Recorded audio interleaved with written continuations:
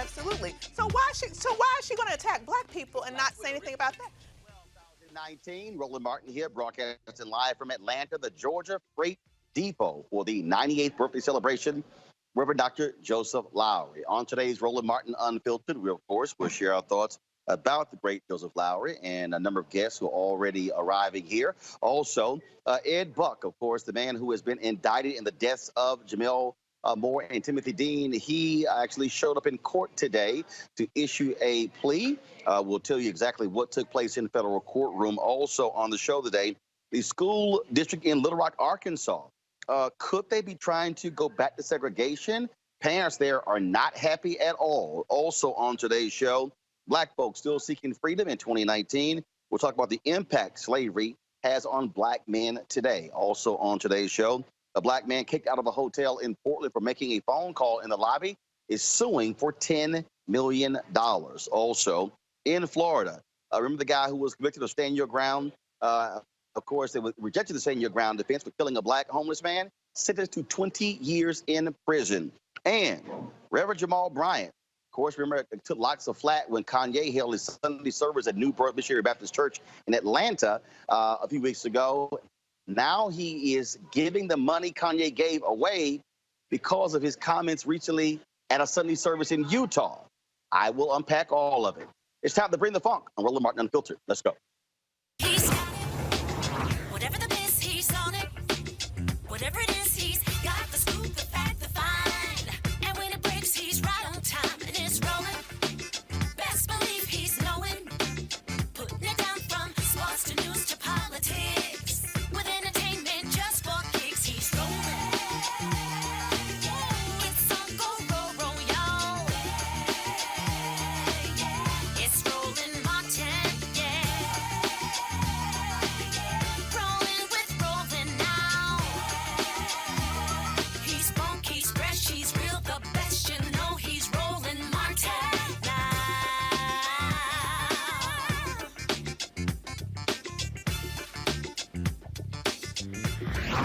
Martin.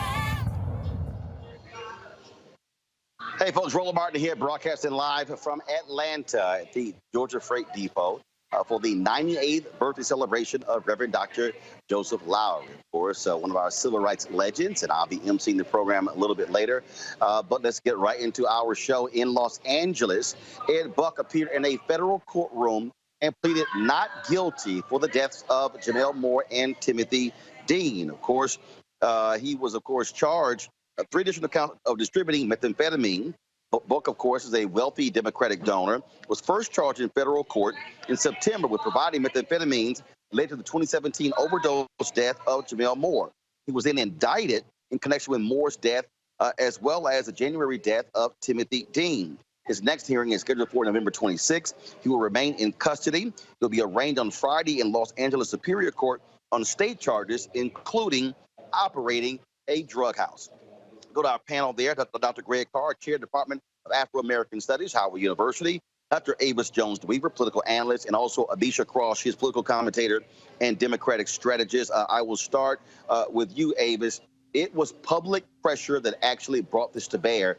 And what is shameful is that Jackie Lacey, the black district attorney there in Los Angeles County, was not the one to really pursue this. In fact, had this been left up to Jackie Lacey, Ed Buck would now be out of jail because he had the $4 million to meet his bail in state court. Of course, there's no bail on the federal level. And so if it were not for these federal charges, Ed Buck will be back at his home, likely doing the exact same thing. Chilling, getting away with murder. I mean, it is really unconscionable that it's taken this long. I mean, these are not the first 2 incidents that he's been involved with in terms of black men showing up dead in his space. And so it's good to see that finally it looks like there will be a measure of justice here. But it's a shame that when left to their own devices, specifically, as you mentioned, at the state level, he would have been able to get away with it once again. Misha, again, public pressure matters, and this is why it matters in this case. The protests shining a light on Ed Buck, the social media, the work of Jasmine Koenig and so many others, us, of course, putting issue on this show. The constant attention is what happened here. But the bottom line is 2 black men have died as a result of being in Ed Buck's home. This tells you that black lives don't matter, even to a black DA in Los Angeles County. Absolutely. It tells us that, but it also tells us that even to the LGBTQ organizations that are supposed to be fighting to protect people against this type of predatory behavior, black lives also don't matter. One of the things that we've consistently seen is that among those organizations, the faces are always white LGBTQ members. They are rarely black people in general. And when we see an issue like this, those organizations have largely been silent. Where's human rights? Where are all of these organizations that stand in the intercession for victims of these violent crimes? In Ed Buck's case, I agree. There was so much of a groundswell of individuals across Hollywood who have stepped out and have said, for years, actually, that this is what's happening. And it took a very long time. 2 people died. However, there have been dozens more who have almost died or have been held captive and have also been injected with these lethal drugs and have been a part of this secret sex dungeon or not so secret sex dungeon that he's had going on. And I think that this tells us something else about society, where everyone knows what's going on and it takes years for any legal charges to actually come up. Greg Carr, we've often talked about this whole issue that, again, for black folks, if a black woman comes up missing, there has to be protests, there has to be a massive focus put on mass media. The fact that this guy, multimillionaire, using his money to be able to keep his freedom, and again, thank goodness he's arraigned in the federal court, otherwise he would still be out. Absolutely, and I agree with everything that Dr. Jones-Weaver and also Sis Cross have said. I mean, when we look at this guy, Ed Buck is a former Republican. Of course, he's donated to Democrats now. But this is a story about class. It's about the super elite. This is a man who has supported LGBTQIA causes, but also engages, as we just heard Sister Cross say, in some fairly devious and deviant behavior, but his money shielded him up until now. And then when you see, you know, in our community, just because we happen to be from the same race, when you start disaggregating that by social class, these are some of the most vulnerable people in this society. So these black men who have been read a certain way sexually and in their social class are at the bottom of the pyramid, even so much so, as we just heard, that you don't see people advocating for them. And finally, what you have echoed again and again, the fact that this show is one of the few places, along with the people in the streets, that is consistently talking about this. This isn't going to be covered in any way on Eurostream or commercial white media. The fact is that popular pressure is what leads to transformation. And that's always been the case. There's only one weapon you can use against money. That is people. People have to be organized to deal with people who have money. All right, folks. Again, he's going to be the next court date is in November, so we'll certainly be covering that. And want to thank Jasmine Kanye for keeping us updated. She also, of course, posted on her social media account a video of Jamal Moore's mother and Timothy Dean's sister actually meeting in a restaurant and hugging. Quite emotional. These 2 black women, of course, in an unfortunate situation, their loved ones dying in Ed Buck's apartment. Both of them, of course, are seeking justice. Going to a break. We come back. We'll talk Reverend Jamal Bryant. He pretty much said, Kanye, don't sit here and play with Jesus in your Sunday service. I'll unpack that when we come back on Roland Martin Unfiltered. You want to check out Roland Martin Unfiltered? YouTube.com/Roland S. Martin. And subscribe to our YouTube channel. There's only one daily digital show out here that keeps it black and keep it real. It's Roland Martin Unfiltered. See that name right there? Roland Martin Unfiltered. Like, share, and subscribe to our YouTube channel. That's YouTube.com/Roland S. Martin. And don't forget to turn on your notifications so when we go live, you'll know it. All right, folks, you've heard me talk a lot about marijuanastock.org because I want to keep you informed of investment opportunities that make sense. And we've all watched the growth of the cannabis industry. A recent report by New Frontier Data estimates the global cannabis market at more than $340 billion. We know that marijuana legalization is sweeping the country state by state. We also know that marijuana has a good cousin, the hemp plant, with a much higher concentration of CBD. That means hemp gives you all the medical benefits of marijuana without getting you high. Until recently, hemp farming was practically illegal in the U.S. and heavily regulated by the DEA. However, the 2018 Farm Bill changed all of that, making it legal to grow hemp CBD in the U.S., creating one of the largest commodities worldwide. They need land to grow all the plants, and that's where our good friends at 420 Real Estate come in. Their business model is simple. They buy land that supports hemp CBD grow operations and lease it to licensed, high-paying tenants. That's right, they are hemp CBD landlords. And you can get in on the action. Now, what they've done, 420 Real Estate has done is offer this special deal for the folks who watch Roland Martin Unfiltered. Originally, the minimum investment level was $500. Now you can invest in this crowdfunding campaign for as little as $200 up to $10,000. Again, this is a $340 billion industry that is still growing. You can participate with as little as $200. To invest, go to marijuanastock.org. That's marijuanastock.org. Get in the game and get in the game now. All right, folks, a few weeks ago, Kanye West attended New Birth Missionary Baptist Church in Atlanta, pastored by Reverend Jamal Bryant. He took his Sunday service there. It was a packed place. Reverend Jamal Bryant said more than 100 folks actually committed their life to Christ. Just so many millennials who were there. And a lot of people who criticize Reverend Bryant for having Kanye West there leading his service in the pulpit. But Reverend Bryant said, look, his job is to reach people who would not ordinarily be reached by normal means. Well, last weekend, Kanye West held his Sunday service on a Saturday in Salt Lake City, Utah.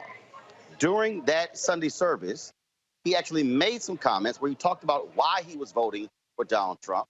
Talked about Republicans were the ones who freed the slaves, and he talked about, again, that support. Well, that unleashed lots of criticism. And last night, Reverend Bryant took the Periscope to share his thoughts on this and also made an announcement regarding a big donation Kanye West gave to his Atlanta church. To say that you unashamedly support Donald Trump when he called the mother continent of Africa a collection of S-hole nations, smacking the entire diaspora in the year of the anniversary of the year of the return. That this same Donald Trump, who in fact brought in all of the presidents of United Negro College Fund, HBCUs, and promised them that he would give funding, hadn't given a dime. And still, he says he supports them. I don't align with the statements of Kanye West. I don't endorse it, nor do I subscribe to it. And I am not a runaway slave. To that end, Mr. West made a significant donation to New Birth Cathedral. But I do not want to be guilty of double speech. So I met with my team today, and the donation that he made to our church, I am now redirecting. And I'm going to be giving that donation he gave to Morris Brown College.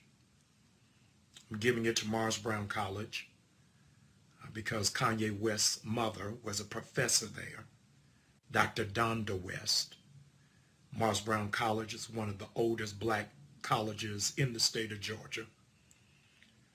But with the money, Kanye, that you gave to me, I'm going to redirect that and open up a scholarship in your mother's name in the English department so that an entire new generation will be able to read, comprehend, write essays, directions, letters, and hopefully policies that will reverse what Donald Trump is endeavoring to do.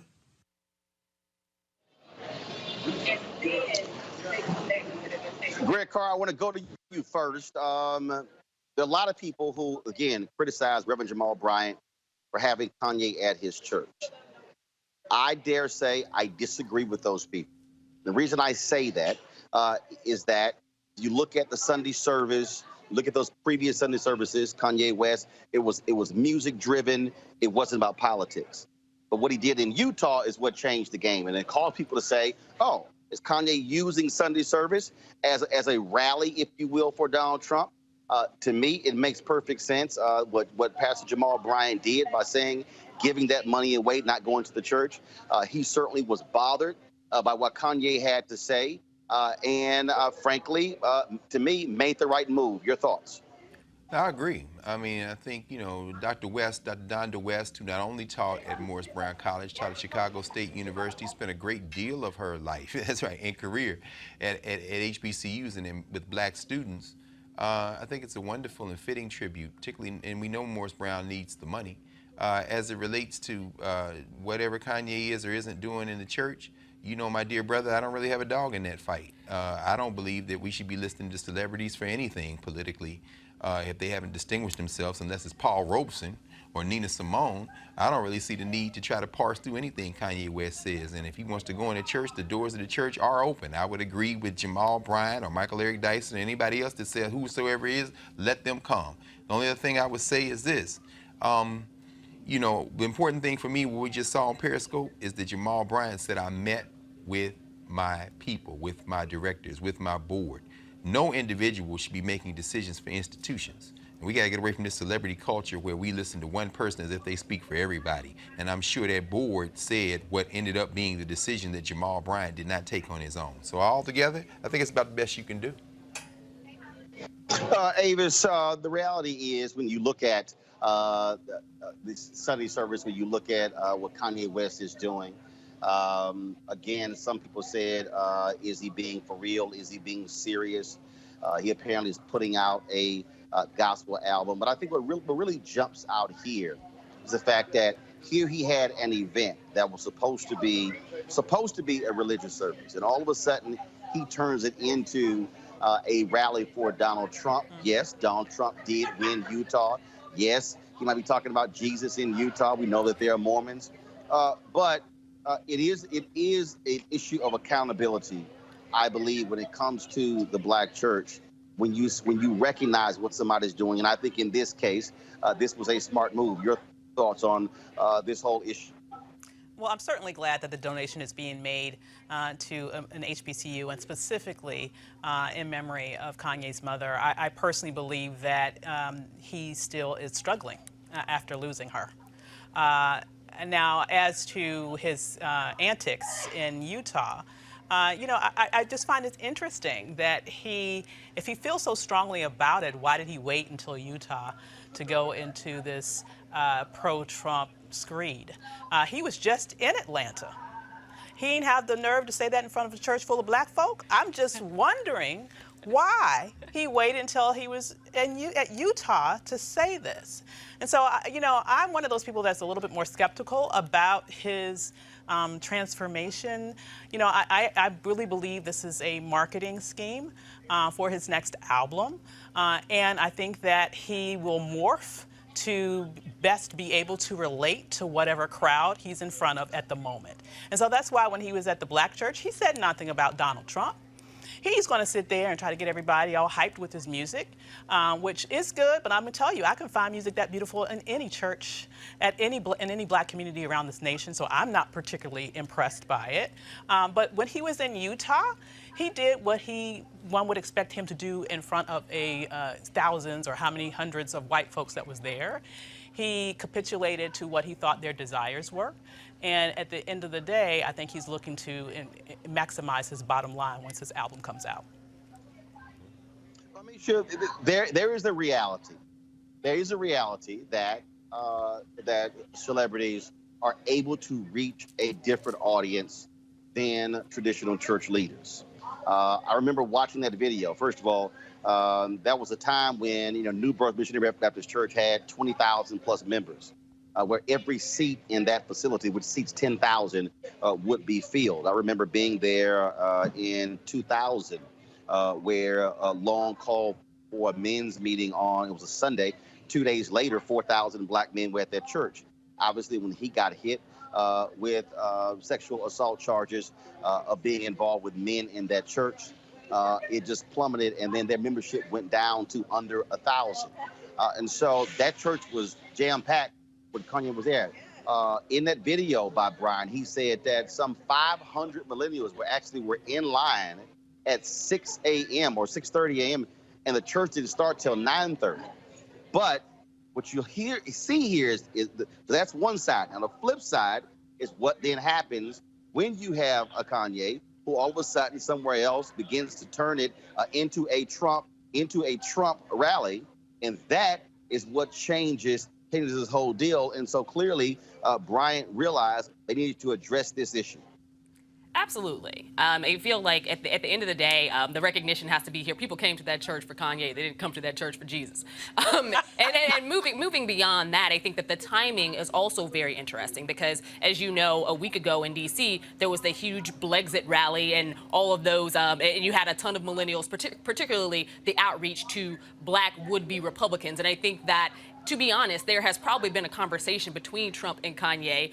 You know, he's elevated Kim Kardashian in the criminal justice space and everything. There's probably been a conversation between him and Kanye about what Kanye can do for him. And I think that at this point, it is the Trump campaign wants to get more black support. They've offered to pay different rappers, athletes, and others to come out and basically tout the campaign initiatives for them. And I think that Kanye is somebody who he sees as a friend, somebody who is well known, somebody who has respect in the black community, someone who he thinks can really help carry the mantle for him. And I think that he was using his Sunday service as that. I agree with Avis that at the end of the day, he wasn't going to do this in a black church in Atlanta. That's just not the audience. But I do think that he is going to continue popping up along the campaign trail, not necessarily at campaign events, but utilizing this newfound audience in terms of the church-going group that he's trying to get going to help him to pass along that message. And to be frank, this isn't the first time we've seen a rapper or a hip-hop star or a black artist go from being that black artist to going into the churches. We saw it with Mace. We've seen it with several people from the 90s as well. We saw it with MC Hammer. At the end of the day, it usually happens when your record sales are tanking. In his case, we're seeing it in a sort of a different sense. But I do think that there is something to be said about him linking this alongside his church-going audience or his newfound church-going audience. All right, folks, we're going to leave it there. We're going to go to a break. We come back. Our weekly 1619 to 2019 segment. We'll talk about slavery and the impact on black men. That's next. Roland Martin Unfiltered, broadcasting live here from Atlanta for the 98th birthday celebration of the Reverend Dr. Joseph Lowry. We'll be back. You want to support Roland Martin Unfiltered? Be sure to join our Bring the Funk fan club. Every dollar that you give to us supports our daily digital show. There's only one daily digital show out here that keeps it black and keep it real as Roland Martin Unfiltered. Support the Roland Martin Unfiltered daily digital show by going to RolandMartinUnfiltered.com. Our goal is to get 20,000 of our fans contributing $50 each for the whole year. You can make this possible. RolandMartinUnfiltered.com.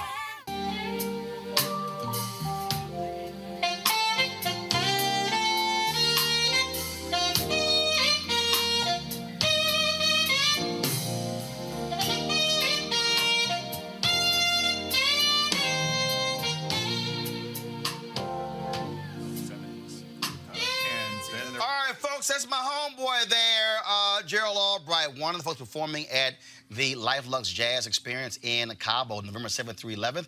I'm going to be there as well. Weekend-long event held at the Omnia Day Club in Los Cabos, nestled on the Sea of Cortez in Los Cabos, Mexico. Folks, it's going to be an amazing time over those 4 days. We're going to have lots of great food and drink and golf and spa, health and wellness, you name it.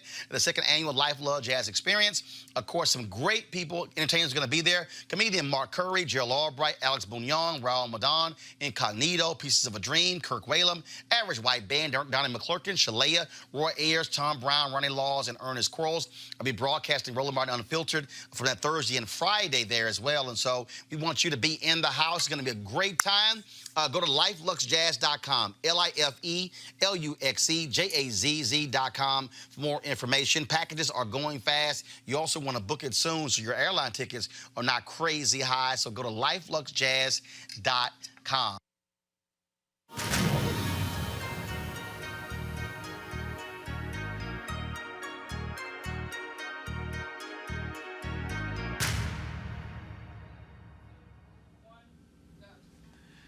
For Roland's Still Seeking Freedom segment this week, we are joined. Our understanding of sex and sexuality, even our responses as black men to sex and sexuality and ideas of sex and sexuality even today.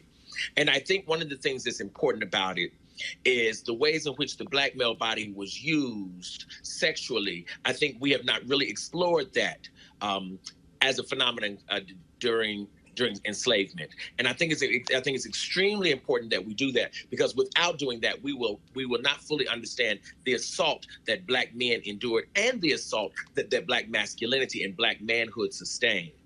And I remember being particularly excited about this topic because I had read the narrative of Linda Brent, wherein Harry Jacobs talks about this young man named Luke.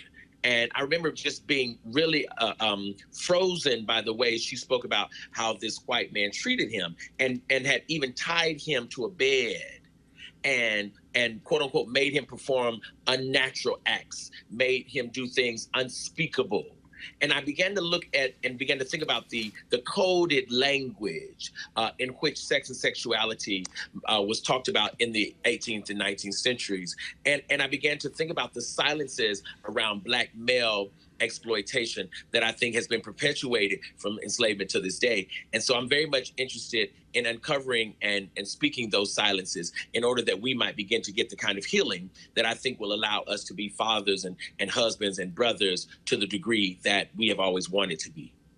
Yeah, it's interesting, Dr. Black, it's interesting, Dan, as we think about this, as you play this out, what form would those types of healings take place? I think about that because, of course, around the country and around the world your work has traveled, but you are based in Atlanta, and there in the Atlanta University Center, and having taught your work and having, know your impact on students, you see Tyler Perry open this new theater, this new complex there in Atlanta, the biggest one there is, but I mean, how do these popular images, and I'm thinking, of course, about not only Medea, but the questions of sexuality in Black popular culture today, how much of that can we attribute to the impact of how we think about sexuality coming out of the traumas of enslavement? I think we contribute probably most of it to that, because I think we're really in the age of a kind of hyper masculinity, or it swings the other extreme, and that is a hyper femininity. And I want to say, I think there is a toxic masculinity, but I think there's a toxic femininity also.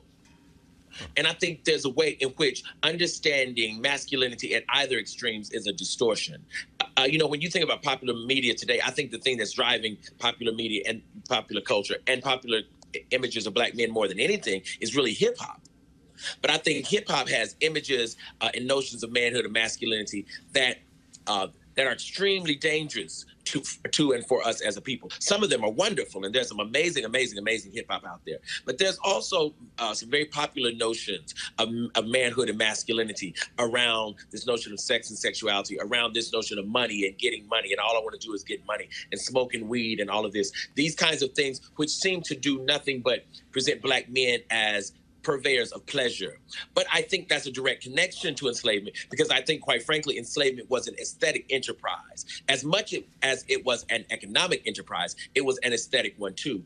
I am more and more convinced, the more I study this topic, that not every slave, not every African who was potentially enslaved was brought here. I think those Africans were brought here who whites could imagine would be serviceable to white sexual imaginations. Oh, wow, that's powerful, man. I mean, talk some more about that. I mean, your work, I'm thinking now about the coming in particular, and this question of desire, this question of this kind of white gaze and the Black response to it. Where have you found evidence of that? Where do you find evidence of that in the historical record, given, I'm thinking about your first book, Dismantling Black Manhood, for example. I mean, did that jump out of the archives at you? I mean, what kind of examples did you see of this type of behavior and this type of desire, this white desire? It did. And in fact, what's interesting, Doc, is, of course, I combed through slave narratives just over and over and over and over again. But the other thing that I read a lot of in graduate school was what I called free narratives. And that is the narrative of Black men during the antebellum period, but they were not enslaved. And looking at these narratives, whether slave or free, the thing that stood out most in my mind is these men's absolute preoccupation with the notion of maintaining manhood, which meant in my head that manhood was slippery, that it was not something that was firmly held or firmly grasped. It was something that men could lose. And I was very interested in this notion of how does one lose one's manhood? Like, if you're an adult and you're a male, how are you ever not that, And I began to see that we began once we encountered this place called the diaspora to accept and to embrace notions of manhood and masculinity that had to do far more with performance than being. Let me ask you.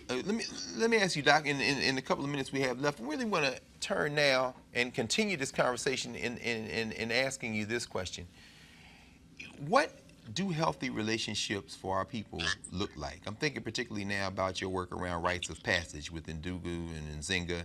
You know, what does it look like to engage in that kind of recovery or repair? Or is it even about recovery and repair? I mean, if manhood or womanhood can be lost, how do we regain it? Or is even regaining the question? I mean, how do we now move forward into creating these healing spaces and ultimately these whole human beings that you've been talking about in your work? And Sure, that's a very complicated question, but I think the simple answer I could give in the amount of time we have is that I think we need to reclaim the power of touch.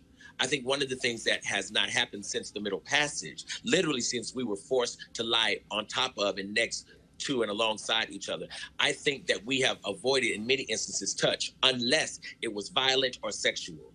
And one of the things I would love to help us as a people do is to reclaim the power of our own bodies, to reclaim the power of our own our own spirits, to reclaim the power to touch and love each other just as human beings who deserve to be honored. Not because I'm trying to possess you, not because I'm trying to consume you, but just because I'm trying to acknowledge that you are magical and you are wonderful and you are Black and you exist. And so I think this notion of what it means to touch one another, it seems so utterly simple, but I really, really believe that we are touch deprived to the extent of it being pathological. I think we literally rob each other of touch. I think we steal it from each other in ways in order to stay alive. But those ways we do it tend to be very volatile and very violent. We can do it on the basketball court. We can do it on the football field. We can slap one another in terms of fighting. What we cannot do is hold each other tenderly. What we cannot do is hold each other's hand and share ideas together. All of that is taboo. But the reason I think that is taboo is because that looks too much like a human being on a Black body. that is very interesting, particularly when, you know, all of us traveled in the continent and we see touch is much, much more free. Particularly between, it's very interesting to see men holding hands, women holding hands. It's not a sexual thing, you know, people very sexually. And we do touch, but it is a difficult thing to navigate. Listen, brother, we're very happy that you joined us for this segment, and we certainly encourage you to continue with your work. We're looking for your next book. And we continue to teach the coming in your other books around the country. Thanks, Dr. Daniel Black, Clark Atlanta University. I appreciate y'all. Thanks, Dr. Carr. Talk to you soon. Yes, sir. Talk to you soon, brother. So we'll be right back after this short. You want to support Roland Martin Unfiltered?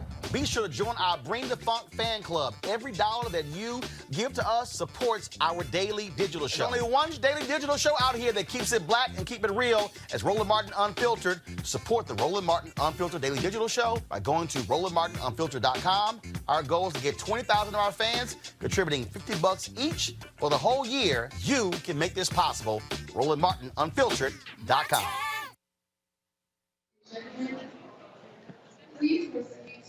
Oh, man, how hard is it to be black? A black man in Portland, Oregon. Remember, he was accosted in a hotel where he was on the cell phone talking to his mother, and a security guard came up to him and said, "What are you doing here?"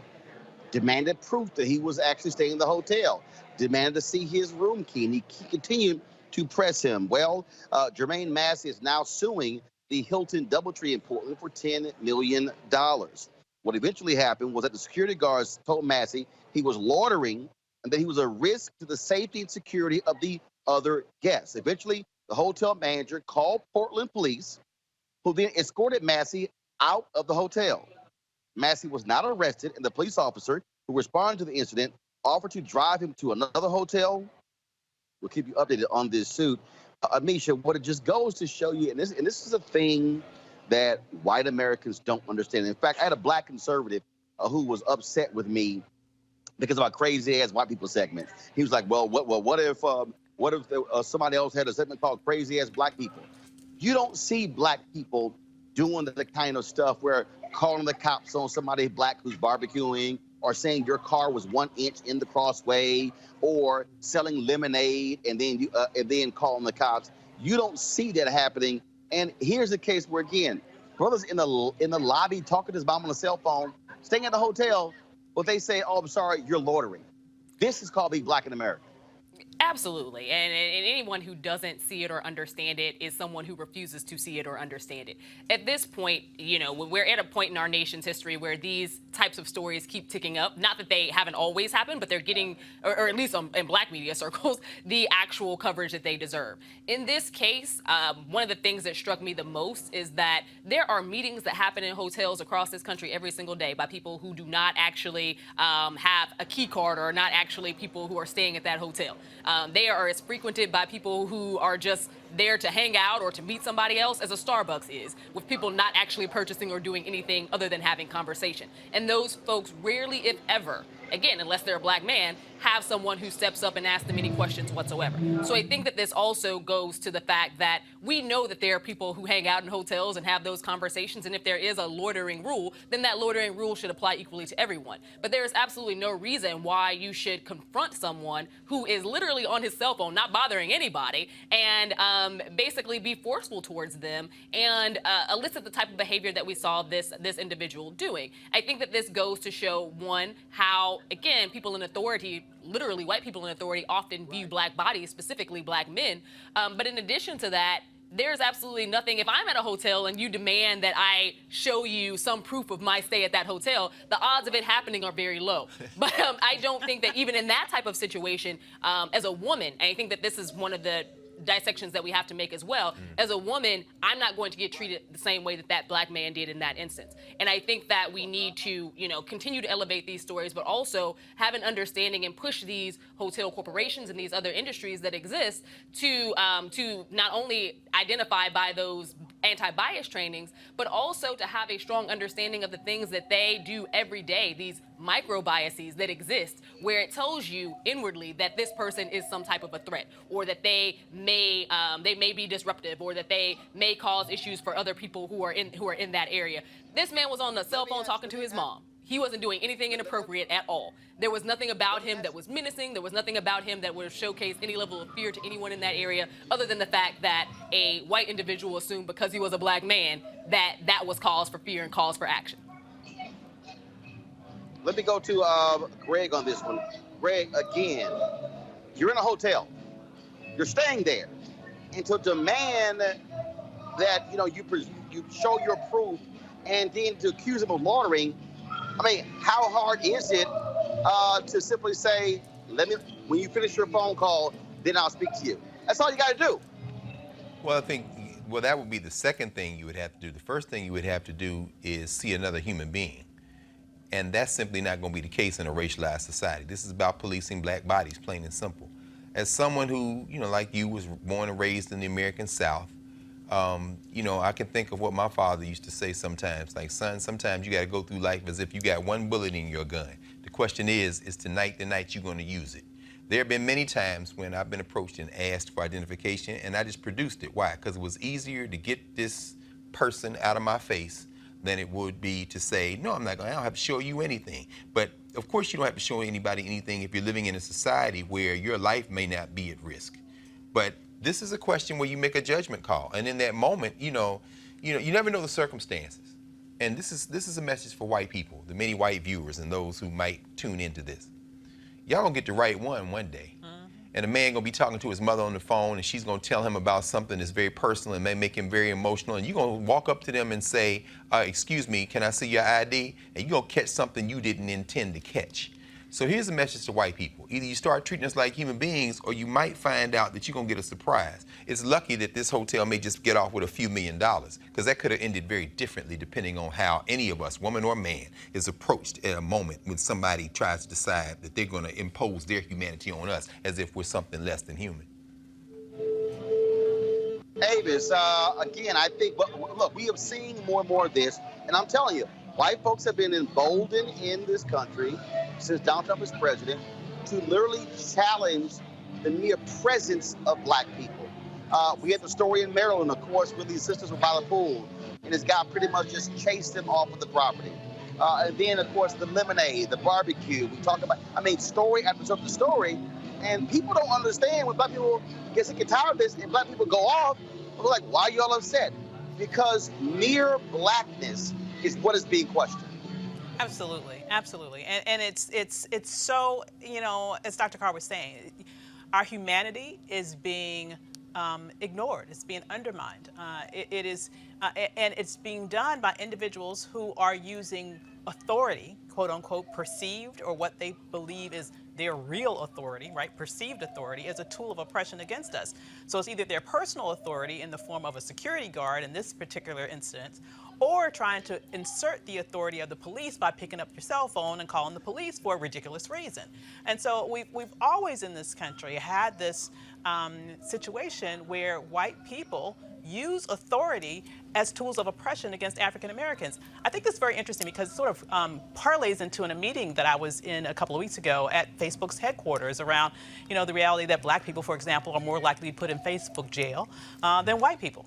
And one of the things that was brought up in that meeting in terms of one of their explanations for this was that white people just tend to report more than black people. And they will report all sorts of ridiculous things, but according to them, a lot of the people who interpret what's being reported are people from around the world. So they don't even understand our cultural context here in America to really make oftentimes good decisions about whether or not what was reported was actually something that deserved attention.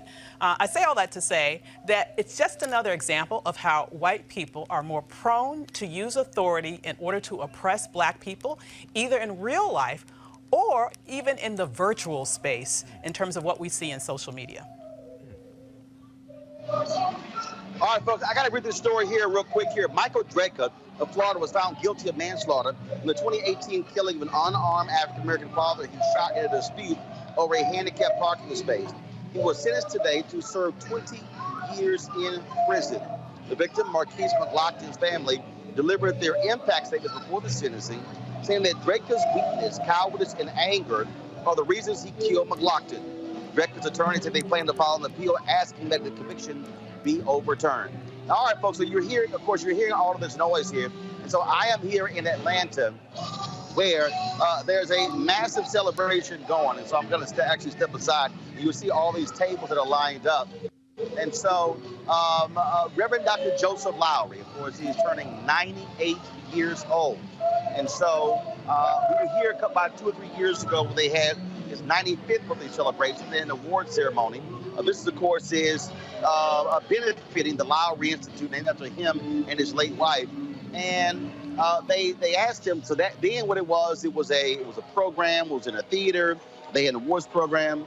And so he told his daughters, look, I don't want an official program, I want a party.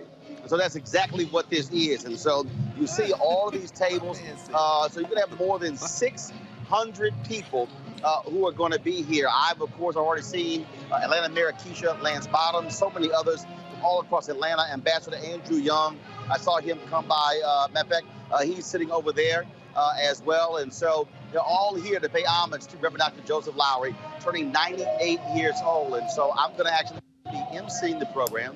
So we're going to actually be live streaming it as well. Now, we've had some technical issues here. That's part of the reason why the show looks a little bit different, because I'm actually broadcasting from my iPad because we've had some issues getting the signal out of here through our normal system. And so what we're trying to do is do a workaround as we speak. And so if we don't live stream the celebration tonight, we, of course, will shoot it, upload it to our folks, and actually live stream it once the program is over tonight and tomorrow as well. And so lots of things happening right now in D.C. Executive Leadership Council having their big dinner benefiting, of course, honoring billionaire Robert Smith.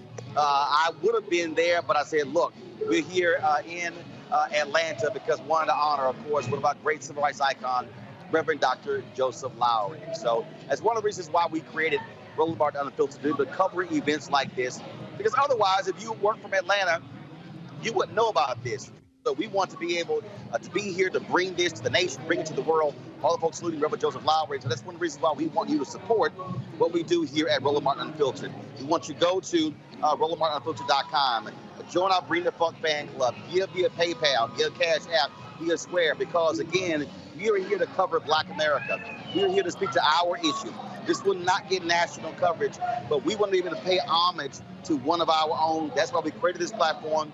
So we want you to support us. So please do so. So I gotta go. I gotta go host the program. And so it's 7:03. I'm running a little bit late. And so look for us to have this a little bit later. Okay? I want to thank Greg. I want to thank Anisha. I want to thank Avis as well.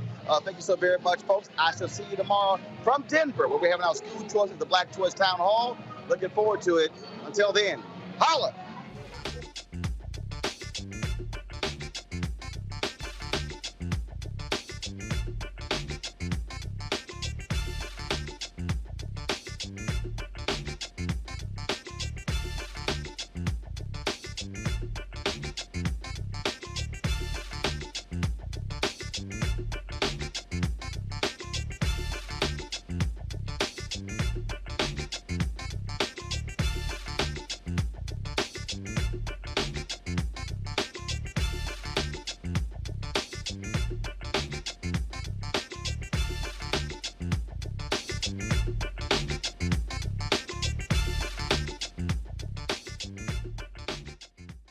You want to check out Roland Martin Unfiltered? YouTube.com/Roland S. Martin. And subscribe to our YouTube channel. There's only one daily digital show out here that keeps it black and keep it real. It's Roland Martin Unfiltered. See that name right there? Roland Martin Unfiltered. Like, share, and subscribe to our YouTube channel. That's YouTube.com/Roland S. Martin. And don't forget to turn on your notifications so when we go live, you'll know it. Hey everybody, this is Sherry Shepherd. You're watching Roland Martin Unfiltered, and while he's doing Unfiltered, I'm practicing the wobble. Yes, I am. Because Roland Martin's the one, he will do it backwards, he will do it on the side. He messes everybody up when he gets into the wobble, because he doesn't know how to do it, so he does it backwards. And it messes me up every single time. So, I'm working on it. I got it. You got Roland Martin. Hi, my name is LaToya Luckett, and you're watching Roland Martin Unfiltered. What's going on, everybody? It's your boy Mac Wiles, and you are watching Roland Martin Unfiltered. What's up, y'all? It's Ryan Destiny, and you're watching Roland Martin Unfiltered. What up, Lana Well, and you are watching Roland Martin Unfiltered.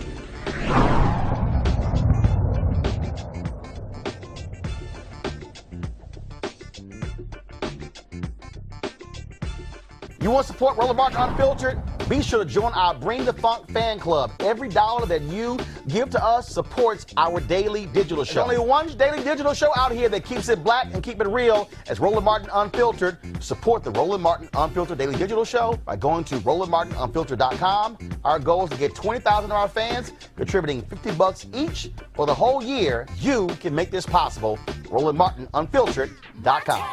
Hey fam, want to check out Roland Martin Unfiltered? The blackest show on all of digital, cable, and broadcast. Check out our audio podcast.